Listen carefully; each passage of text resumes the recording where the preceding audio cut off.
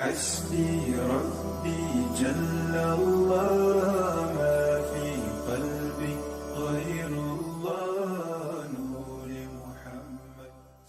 Un homme est venu voir le prophète Muhammad alayhi salatu wassalam et lui a demandé de lui apprendre quelque chose grâce auquel il serait aimé à la fois d'Allah, qu'il soit exalté, et des gens, sa subsistance augmenterait, il jouirait d'une bonne santé, il vivrait longtemps et il serait ressuscité avec lui. Le prophète alayhi salatu wassalam. Le messager d'Allah lui dit alors, premièrement, si tu veux qu'Allah t'aime, crains-le et éloigne-toi des péchés. La recommandation du prophète Muhammad alayhi salatu wassalam, si tu veux qu'Allah t'aime, crains-le et éloigne-toi des péchés, est une orientation profonde, résonnant à travers les âges comme un guide pour une vie remplie de paix.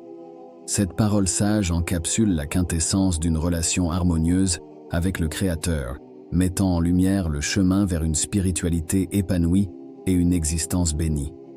La crainte d'Allah mentionnée ici n'est pas une peur paralysante, mais une révérence profonde, une conscience aiguë de sa grandeur et de sa proximité dans chaque aspect de la vie. C'est reconnaître sa souveraineté, son amour et sa miséricorde, tout en étant pleinement conscient des conséquences de nos actions. Cette crainte est constructive. Elle inspire à agir avec rectitude, à choisir le bien et à repousser le mal. S'éloigner des péchés, d'autre part, est un appel à la purification personnelle, à un examen de conscience continu. Chaque pas pris loin du péché est un pas de plus vers Allah, une démonstration d'amour et de dévotion envers lui. Ce processus de purification n'est pas seulement bénéfique pour l'individu sur le plan spirituel, mais il améliore également les relations humaines, forge un caractère noble et construit une société plus juste et empathique. Le prophète Muhammad alayhi salatu wassalam, par ce conseil, souligne l'importance de vivre une vie qui reflète la conscience d'Allah, où chaque décision est prise dans le respect de ses commandements. Cette voie mène à une relation plus profonde avec le Créateur, où sa guidance et son amour enveloppent l'existence, offrant sécurité et sérénité. En vivant selon cette recommandation, on s'ouvre à l'amour d'Allah, une source inépuisable de force, de guidance et de réconfort dans les moments de défi et de tranquillité. Pourquoi le prophète a-t-il donné ce conseil? Parce qu'il sait que la vraie réussite, le véritable amour et la paix durable ne peuvent être trouvés qu'en vivant en harmonie avec les commandements divins. Il nous rappelle que chaque action a une répercussion, pas seulement dans ce monde, mais aussi dans l'au-delà. En cherchant l'amour d'Allah à travers la piété et en s'éloignant des péchés, on se rapproche de l'essence même de la création et on vit une vie qui est non seulement enrichissante ici-bas, mais qui ouvre également les portes de la félicité éternelle. Deuxièmement, si tu veux que les gens t'aiment, sois bienveillant envers eux et détourne-toi de ce qu'ils possèdent. Le conseil du prophète Muhammad alayhi salatu wassalam, si tu veux que les gens t'aiment, sois bienveillant envers eux et détourne-toi de ce qu'ils possèdent, révèle une profonde compréhension de la nature humaine et des principes qui régissent les relations sociales harmonieuses. Ce conseil n'est pas seulement un guide pour gagner l'affection des autres, mais aussi un principe pour bâtir une société plus juste et empathique. La bienveillance est au cœur de ce message. En se montrant bienveillant, on offre aux autres un sentiment de sécurité, de respect et d'appréciation. Cette attitude crée un environnement où la confiance peut fleurir, où les relations peuvent se développer sur des bases saines, loin des calculs et des intérêts personnels. La bienveillance invite à regarder au-delà de soi, à se soucier sincèrement du bien-être d'autrui, à agir avec gentillesse et compassion sans attendre quelque chose en retour. D'autre part, se détourner de ce que possèdent les autres est un appel à cultiver le contentement et à éviter l'envie. L'envie en désirant ce que les autres ont, qu'il s'agisse de biens matériels, de statut ou de succès, mène à la discorde, à l'amertume et à la destruction des relations. En revanche, se réjouir pour les autres, se concentrer sur ses propres bénédictions et travailler pour ses propres objectifs cultivent un esprit de gratitude et de paix intérieure. Ce que le prophète Muhammad alayhi salatu wassalam souligne à travers ce conseil, c'est l'importance de construire des relations authentiques basées sur le respect mutuel plutôt que sur la compétition ou la convoitise. Il enseigne que l'amour et le respect des autres ne peuvent être gagnés à travers la richesse ou le pouvoir, mais à travers la générosité de l'esprit et la pureté du cœur. Dans un monde où les relations sont souvent superficielles et motivées par l'intérêt personnel, ce conseil est un rappel puissant de l'importance des valeurs éternelles comme la bienveillance et la simplicité. En suivant ce chemin, non seulement on attire l'amour et le respect des autres, mais on contribue aussi à la création d'une communauté plus aimante et plus unie. Troisièmement, si tu veux qu'Allah augmente tes moyens de subsistance, prélève-y l'impôt légal. La sagesse du prophète Mohammed alayhi salatu wassalam s'étend à tous les aspects de la vie, touchant profondément ceux qui cherchent à vivre selon les principes de justice, de générosité et de communauté.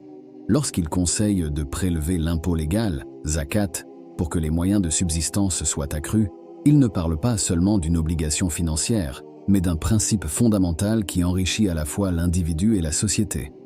Prélever l'impôt légal est un acte de purification, non seulement des biens mais aussi de l'âme. En se séparant volontairement d'une portion de ses richesses, on reconnaît que tout provient d'Allah et à lui retourne. Cette reconnaissance conduit à une diminution de l'attachement matériel et élève l'esprit, permettant à l'individu de se concentrer sur ce qui est véritablement essentiel. Au-delà de l'aspect spirituel, le principe de zakat est une manifestation de solidarité sociale. En redistribuant une partie des richesses aux plus démunis, on contribue directement à réduire les inégalités, à fortifier le tissu social et à promouvoir une communauté plus unie et solidaire.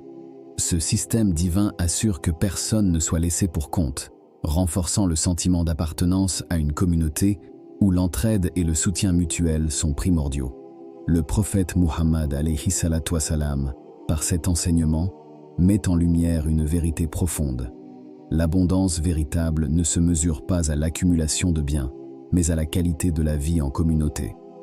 En prélevant l'impôt légal, on ouvre les portes à une prospérité qui transcende le matériel pour toucher au cœur même de l'existence humaine, la connexion avec Allah, la paix intérieure et l'harmonie sociale.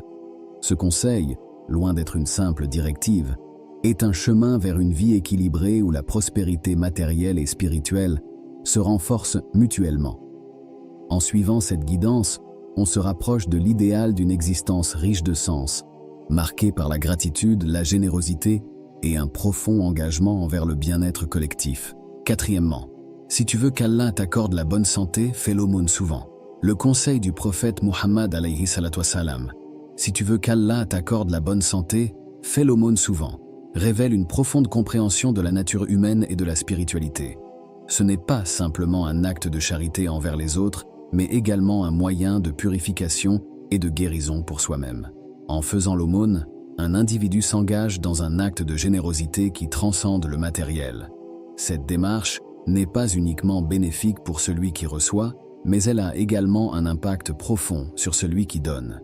Le prophète Muhammad a souligné ce conseil car il savait que l'aumône pouvait purifier le cœur de l'avidité, de l'égoïsme et des attachements matériels, des maux qui pèsent lourdement sur l'âme et peuvent se manifester par un mal-être physique. L'aumône agit comme une thérapie spirituelle, où donner libère l'individu de l'obsession de la possession et ouvre son cœur à la gratitude, à la compassion et à l'amour. Ces émotions positives sont essentielles pour maintenir une bonne santé mentale et physique. En effet, de nombreuses études ont démontré que les actes de générosité et de bienfaisance peuvent réduire le stress, améliorer la santé mentale et même augmenter la longévité.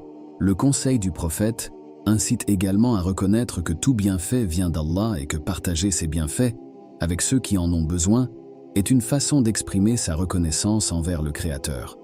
En faisant l'aumône, on cultive une relation plus intime et reconnaissante avec Allah, ce qui peut conduire à une sensation de paix intérieure et à une meilleure santé globale. Cinquièmement, si tu veux qu'Allah te prête longue vie, maintiens les contacts avec tes proches parents. Le conseil du prophète Muhammad alayhi salatu wassalam, si tu veux qu'Allah te prête longue vie, maintiens les contacts avec tes proches parents, révèle une profonde compréhension de la nature humaine et des principes qui régissent une vie harmonieuse et épanouie. Maintenir les liens avec les proches parents n'est pas simplement une question de tradition ou d'obligation familiale. C'est une pratique qui nourrit l'âme, apporte une paix intérieure et renforce le tissu social de la communauté. Et enfin, Sixièmement, si tu veux qu'Allah te ressuscite avec moi, prolonge ta prosternation, sujud, devant Allah, l'unique, le dominateur. La prosternation, sujud, représente le moment le plus intime et le plus humble dans la prière d'un musulman. Un instant où le croyant se trouve au plus près d'Allah, l'unique, le dominateur. En recommandant de prolonger la prosternation, le prophète Muhammad ne nous invite pas seulement à un acte de dévotion physique, mais il nous ouvre la voie vers une connexion spirituelle profonde et significative. Ce conseil, empreint de sagesse, souligne l'importance de la soumission et de l'humilité devant Allah. En se prosternant plus longuement, on exprime non seulement un respect et une révérence plus grands, mais on se donne également le temps de nourrir une présence intérieure, de méditer sur la grandeur d'Allah et de réfléchir à notre place dans l'univers. La prolongation de la prosternation est un symbole puissant de la quête de la proximité avec Allah. Le prophète Muhammad alayhi salatu wa salam, par ses paroles, nous rappelle que notre relation avec le Créateur transcende les pratiques rituelles pour toucher l'essence même de notre être. C'est dans ces moments de silence et de solitude absolue devant Allah que l'on peut trouver la paix intérieure, la guidance et la lumière pour éclairer notre chemin dans ce monde. Par ce conseil, le prophète Muhammad alayhi salatu wa salam nous enseigne également l'importance de la patience, de la persévérance et de la concentration dans notre pratique spirituelle. La prolongation de la prosternation nous aide à développer ces qualités, essentielles non seulement dans notre vie spirituelle, mais dans tous les aspects de notre existence. Enfin, aspirer à être ressuscité avec le prophète Muhammad est une quête noble qui reflète un désir profond de suivre son exemple, de vivre selon les principes qu'il a enseignés et d'atteindre la plus haute compagnie dans l'au-delà. En nous engageant dans une prosternation prolongée, nous exprimons notre amour et notre dévotion non seulement à Allah, mais également à son messager, aspirant à vivre selon ses enseignements et à être digne de sa promesse. En nous quittant aujourd'hui, emportons avec nous non seulement la connaissance de ses conseils, mais aussi l'engagement de les intégrer dans notre vie quotidienne. Faisons de la prosternation prolongée non seulement un acte de dévotion, mais aussi un moment de réflexion intime, un rappel de notre quête incessante de proximité avec notre Créateur. Que la paix, la miséricorde et les bénédictions d'Allah soient sur vous.